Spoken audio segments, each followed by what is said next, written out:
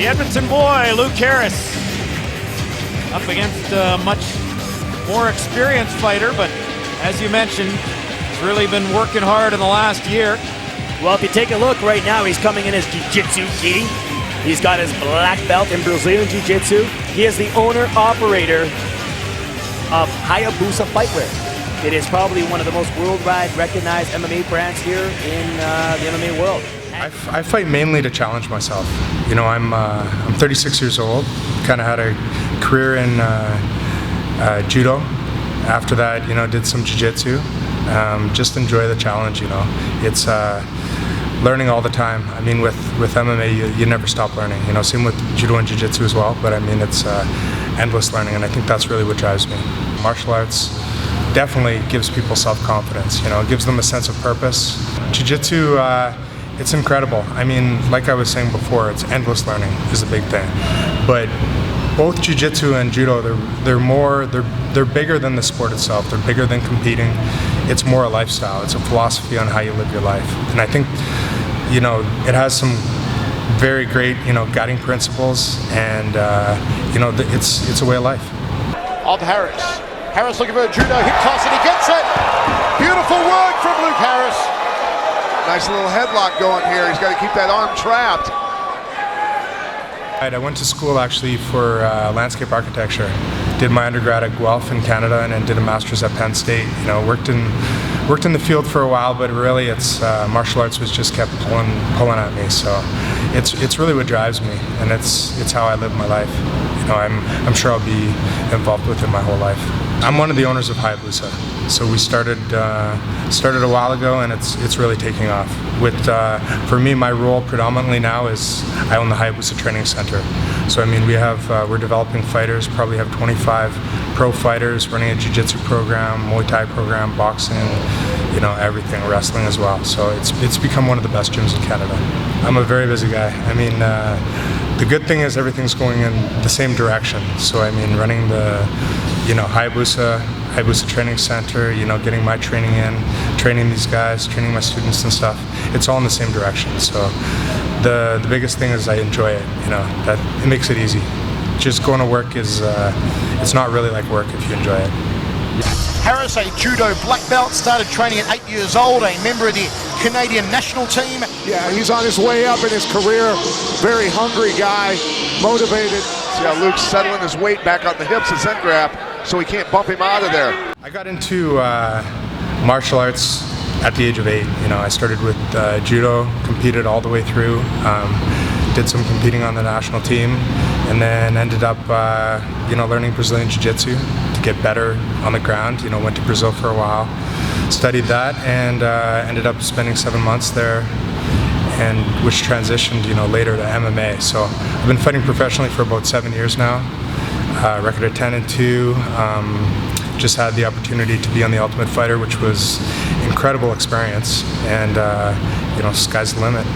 With the Ultimate Fighter, I was close to getting on the show a couple times before the American one over the years. They came out with this season, Canada versus Australia. So it was a great opportunity. I went to tryouts, flew out to Toronto, made it through all the tryouts or whatever, and they called me back to be on the show. So it was a great opportunity. Spent 6 weeks in the house with a bunch of guys, and I mean, it airs January 15th. So it's amazing experience, very cool guys. Patrick Cote as a coach, you know, had Bustamante down there as well, so it was awesome. From here, I'm gonna start climbing up and pushing on the leg, all right? A few different options here. One that I really like is trying to pull this leg through, grab my own shin, and lock it up here. Okay, so he takes the same leg, takes me down, boom, grab right away. Onto the side, reach through, I'm gripping his wrist here. Once I'm in this position, this is the one I really need to scramble for, because if I don't get this, and he starts climbing up my body, I'm in a lot of trouble. So again, start bringing this leg over.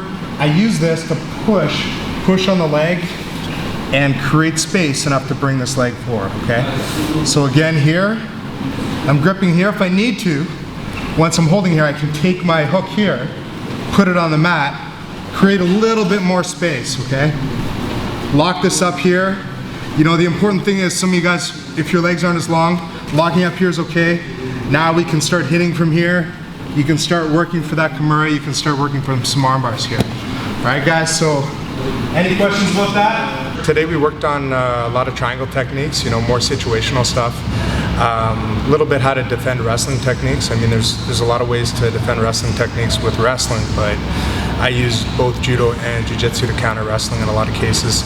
And you know, if you get taken down, you know, you're going to need some situational stuff there as well. So that's what we worked on.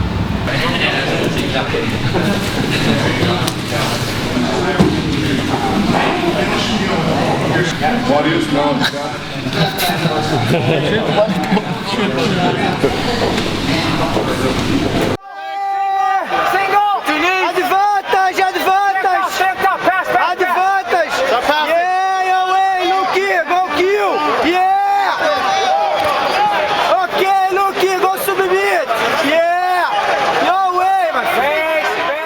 Training in the gi absolutely helps my MMA game. I mean, I started in the gi, so it's a little different. You know, like I said, I went through judo and then Brazilian Jiu-Jitsu, all gi, and then went to no gi after that. But I mean, I noticed with my students at my gym, we have about 25 pro fighters. The best guys in Jiu-Jitsu are guys who also train in the gi. You know, it's just, I don't know if it's just more time in or wrapping your mind around these things. As you know, there's just so many more techniques in the gi than there is no gi. You know, strictly, if you're just doing it strictly for MMA, I think you can probably get away a lot of times just training no gi, but to become a complete grappler, the gi is going to help you.